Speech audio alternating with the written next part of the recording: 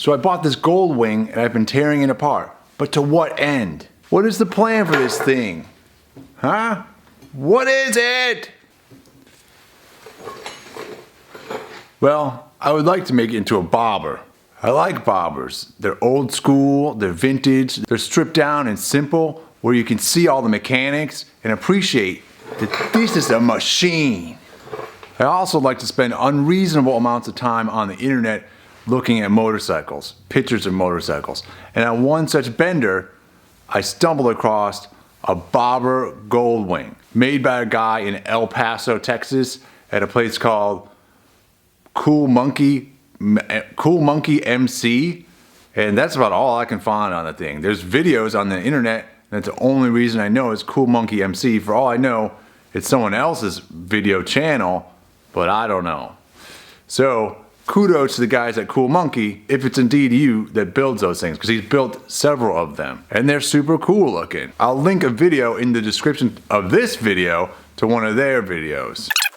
Inspired by this picture of a bobber Goldwing that I found, like I am by many pictures of bobbers, I then went and looked for the stock bike. How expensive are they on Craigslist? Can I get a used one at a reasonable price to make a build make any sense? And much to my delight, the Goldwings are cheap. And also, they're not bad bikes. They're supposed to be super reliable for the most part. Not that this build is going that way. This one is an exception. But because they were cheap, I knew I had found the bike for the Hoopty Doodle channel. So this is the plan. Let me bring it in here. Alright, so this is the motorcycle thus far. We got the engine out, we got the fake tank thing off, we got the seat off, we got all the pannier saddlebag things off, we got the big fairing off the front of it. It's coming along. But where is it going? Let me tell you.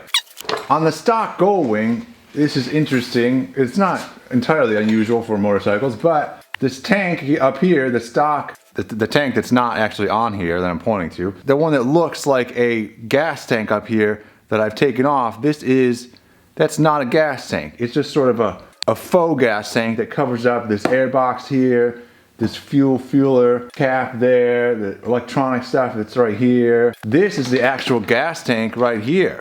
I don't want this gas tank right here. I'm gonna put a normal style gas tank up here. But if you notice these bars right here, there's a couple bars here.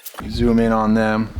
These bars, this bar here, and this bar here, you have the same thing on the other side over here. See, same bar back there. And so those guys, because they're on there, you can't just stick a normal tank on there, because a normal tank has got this tunnel underneath it.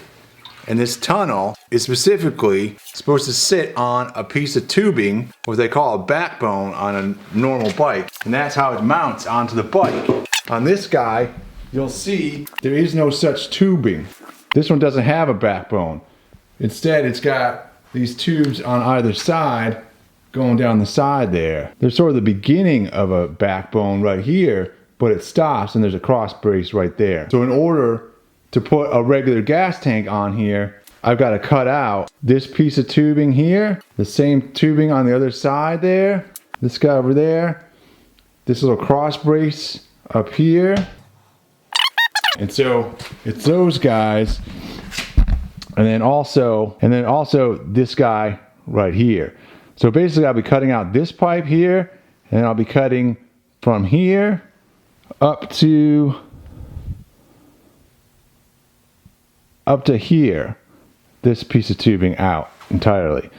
And then we'll be going in, and you can see there's what looks to be the beginning of, there's a partial backbone in there. We'll cut out this brace right here, and then add on to this backbone and extend it all the way down to right about here, somewhere around in there. The details on how far down it goes depends a bit upon how the shocks are set up on the back here. That's the idea of the backbone, and then I'll be able to put in a normal style gas tank on this bike. That's the relatively simple modification. The next modification, I hinted at it a second ago, I'm going for a bobber here. So bobbers typically have the rear wheel just sort of sitting out there by themselves, and they have a solo seat on them. And so this guy does not have those features, but we want to give it those features. So to do that, you can see right now, this frame, this part, this sort of loop that goes around the back here, we're going to cut that off. So this beam here, this tubing here will still exist, but everything, essentially everything from here back and here back will be gone. So all of this tubing here, this bit of frame, the subframe they call this section back here, this will all be gone. And so please note that the shocks here, they mount here and here on the swing arm. The swing arm is down here, and the swing arm will still exist. I'm gonna move around to the other side, you can get a better look at it. So the swing arm, you can see, is this guy right here that goes across, and the axle forward, the swing arm axle is right there, and it comes out all the way to there. And so that's still going to be there. The shock will not, all this other subframe components will not. We'll still have this part of the frame. This will be our main part of the frame then over here. So this wheel will then sort of be out here in the open all by itself, which will give it that bobber look. And so that's the general idea. And when we're done, this bike should be fairly impressive. We're gonna have this great big engine here, a wheel out here all by itself, and a wheel up here. There should be a heavy, visually heavy right in here, and it should give this look, this overall look, especially with the little seat, hardly noticeable all by itself. It'll give the impression that this is basically largely an engine with some afterthought wheels and a seat on it.